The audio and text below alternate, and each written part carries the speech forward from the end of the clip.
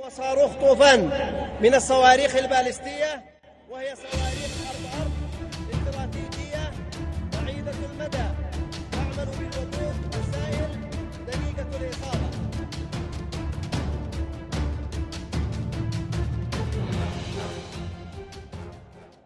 मध्य पूर्व में मुल्ला बकलौली इस वक्त अपने पूरे चरम पर है। तशरीफ में दम नहीं और तहमद 52 गज के नपवाए जा रहे हैं। हद तो यह है कि दुश्मन को ठोकने की फेंकी करके कहा जा रहा है कि संभल जा नहीं तो मुल्ला जी तहमद चढ़ा के आते हैं। पर सवाल यह है कि जब तहमद चढ़ाकर ही ललकार लगानी थी तो उसे पिछवाड़े पर लपेटा ही क्यों था।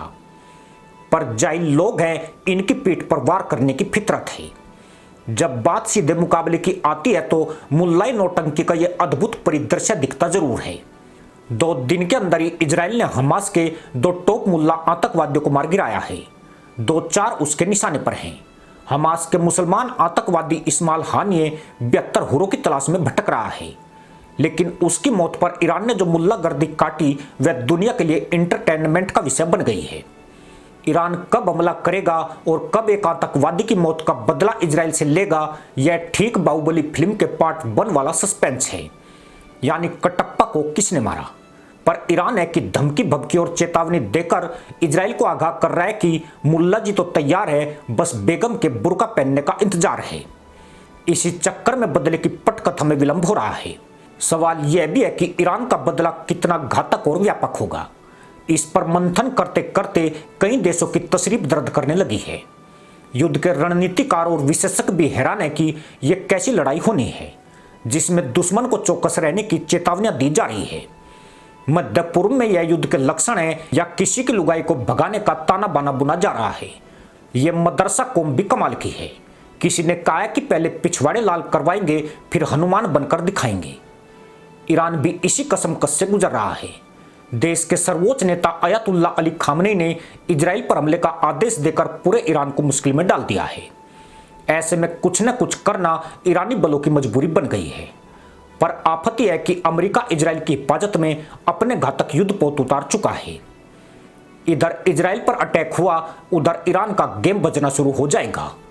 ईरान के पास ले देकर ड्रोन पावर और मिसाइलें हैं जिनकी काट अमेरिका और इजराइल दोनों के पास हैं, जबकि वायु शक्ति के मामले में ईरान एक फिसड्डी देश है। इजराइल के विमान ईरान पर कहर बरपा देंगे।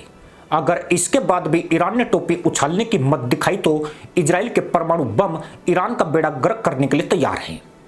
अयातुल्ला हो या कोई और मुल्ला, सभी जानते हैं कि ईरान की आर्थिक या सैन्य ताकत उस मुकाम पर नहीं है जो वह अमेरिका इजराइल को टक्कर दे सके। अगर चीन या रूस भी साथ आ जाए तब भी इजराइल को परास्त करना असंभव है। इजराइल के 4 अंगरक्षक पूरी दुनिया के लिए भारी हैं। ब्रिटेन, फ्रांस, जर्मनी भी इजराइल की रक्षा के लिए कमर कस चुके हैं। वहीं ईरानी मुल्ला इस प्रतीक्षा में बैठे हैं कि कोई एक बार तो उन्हें युद्ध न करने की सलाह दे दे, क्योंकि अयातुल्ला खामनेई ने जो बीज बोया है उसके कांटे ईरानी जनता की तशरीफ में ही धसेंगे। देश भुखमरी के कगार पर है और कई सालों से FATF की ब्लैक लिस्ट में पड़ा करहा रहा है। रही सही कसर अमेरिकी प्रतिबंधों ने पूरी कर दी है। ऐसे में इजराइल से भिड़ना पड़ गया तो पिछवाड़ा साफ करने के लिए रुमाल भी मैसर नहीं होंगे। मजे की बात तो यह कि ईरान के आस पड़ोस के मुल्ला भी मुल्लाबाजी करके ईरान की ताकत की डींगे मार रहे हैं।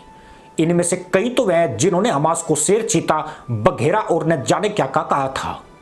ऐसे मस्खरों की बदौलत ही आज हमास के ज्यादातर मुसलमान आतंकवादी हुर मिशन पर जा चुके हैं। अब यही लोग कहते हैं कि ईरान ने अगर ठान लिया तो इजराइल का नामो निशान मिटा देगा, पर ठानेगा तो तब जब कुछ पहनेगा। इधर तो अयातुल्ला के साथ सबके सब कटोरा छाप हैं। ईरान जितने कपड़े एक साल में सिलवाता है उससे ज्यादा तो यहूदी एक महीने में सेकंड हैंड करके पाकिस्तान और बांग्लादेश को भेज देते हैं।